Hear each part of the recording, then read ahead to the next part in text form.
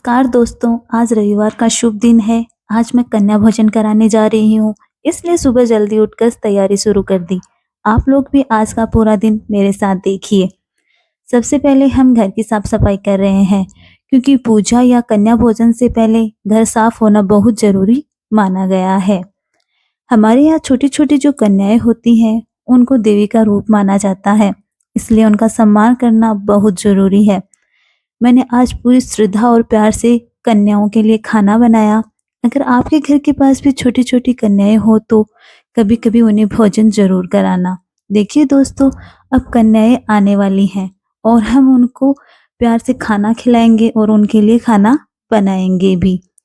क्योंकि कन्याओं के चेहरे की जो खुशी है, उसको देख कर के बहुत अच्छा लगता है, बहुत सुकून मिलता है। मैंने अब पूरी साफ-सफाई कर ली है और मैं हो गई हूँ तैयार, क्योंकि खाना बनाने से पहले तैयार होना बहुत ज़रूरी है। नहा धो कर के खाना बनाना बहुत अच्छा माना जाता है। अब मैं कन्याओं के लिए भोजन बना रही हूँ। आज के लिए हम प्यार से रोटी, सब्जी, खीर, जलेबी ये सब बना रहे हैं। कन्याओं को भोजन कराना बहुत ही शुभ माना जाता है और इससे माँ का आशीर्वाद भी मिलता है। तो मैंने सब्जी भी बना ली है और अब मैं बीच-बीच में देख रही हूँ कि मेरी खीर बनी है या नहीं बनी है। तो मैंने सोचा मैं खीर में थोड़ी-सी केसर डाल देती हूँ, क्योंकि उससे उसकी खुशबू, उससे उसका रंग, उससे उसकी मिठास और ज़्यादा बढ़ जाती है। और साथ ही उसमें मैंने थोड़े से ड्राई फ्रूट डाल दिए, ताकि जब भी कन्याएँ उनको खाएँ, खीर को खाएँ, तब उसको बहुत अच्छा लगे। और सच बताऊँ, खीर बहुत ही अच्छी बनी थी, बहुत ही ज़्यादा अच्छी बनी थी, जिसको खा कर के सारी कन्याएँ खुश हुई और बोली दीदी आपने खीर आज बहुत ही अच्छी बनाई है। इतनी अच्छी खीर हमने पहली बार खाई है। ऐसे तो ये एक बोलने का तरीका है, उन्हें मुझे खुश करना था, क्योंकि भई जब हम काम करते हैं उसके बाद जब कोई हमारी तारीफ़ करे तो हमें बहुत अच्छा लगता है। इसलिए उन्होंने मेरी थोड़ी तारीफ़ की और भई उनके मुँह से तारीफ़ सुनकर मुझे भी बहुत अच्छा लगा, बहुत सुकून मिला। क्योंकि जब काम करके तारीफ़ मिल जाए ना, तो ऐसे पूरी थकान उतर जाती है। तो भई खाना तो हमने बहुत प्यार से बनाया। तो ये देखिए हमारी सब्ज़ी, रायता, खीर सब बन कर के तैयार हो चुकी है। अब सारी कन्याएँ आ चुकी हैं।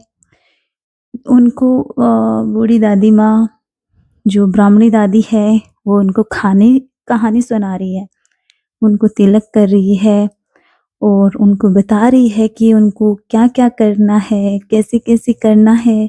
तो सारी जो लड़कियाँ हैं, जो आज देवी का रूप है, वो ये अपना अपना जो कहानी सुनने के बाद में एक रीति-रिवाज है, उसको पूरा कर रही हैं।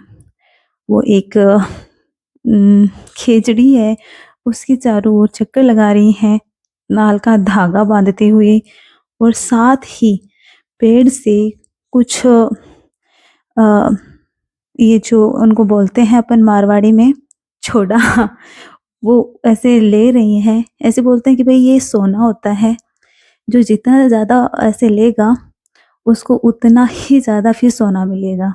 पता नहीं ये रीति-रिवाज है, ऐसा होता है या नहीं होता है, ये तो पता नहीं है, लेकिन हम हिंदू धर्म में ऐसा मानते हैं, तो सारी लड़कियों ने वो सारी परंपरा की। फिर ऐसे मिट्टी के अंदर पानी डाल कर के ऐसे देखते हैं कि सूरज देवता उनको दिखाई दे रहे हैं या नहीं दे रहे हैं, तो सारी लड़कियों ने उनको देखा, तो सभी लड़कियाँ बोली, "हाँ, भई मुझे सूरज देवता दिख रहे हैं।" तो सारी लड़कियों ने सूरज देवताओं को देखने के बाद हम उनको अंदर ले गए, क्योंकि वह लड़कियाँ थक गई हैं। सुबह से वो अपने भाई के लिए रविवार का जो उजमन होता है, वो गणगौर से पहले किया जाता है।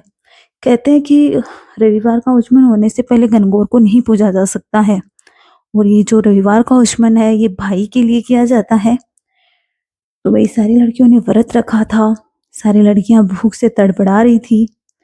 फिर जैसे पानी से उन्होंने सूरज को देखा, उसी तरह से बाजरे का रोटला लेकर उसके अंदर अंगुली से छेद किया हुआ है और उससे ना सूरज देवता को देख रही हैं और फिर सूरज देवता को अर्घ दे दिया ताकि फिर वो भोजन कर सके, उनका व्रत पूरा हो सके। ऐसा बारी-बारी से हर लड़की ने किया।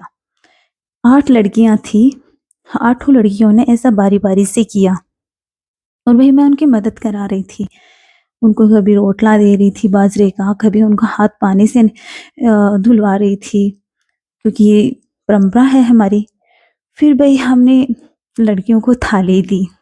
कोशिश करते हैं कि उन्हें अच्छे और सम्मान के साथ भोजन कराया जाए और लड़कियों को बुलाया गया पहले कि भी आ जाओ, बैठ जाओ, मैं आपको खाना देती हूँ।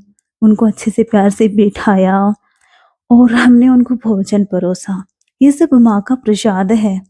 उम्मीद है माँ का प्रसाद हम सब पर बना रहे, क्योंकि जितना अच्छे से, जितना प्यार से हम लड़कियों को खिलाएँगे, परोसेंगे, उतनी ही अच्छे से माँ भी खुश होंगी।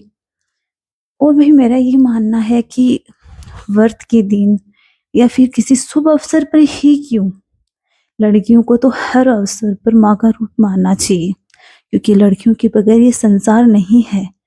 इससे माँ दुर्गा भी खुश होती हैं और उससे पूरा संसार भी खुश रहता है।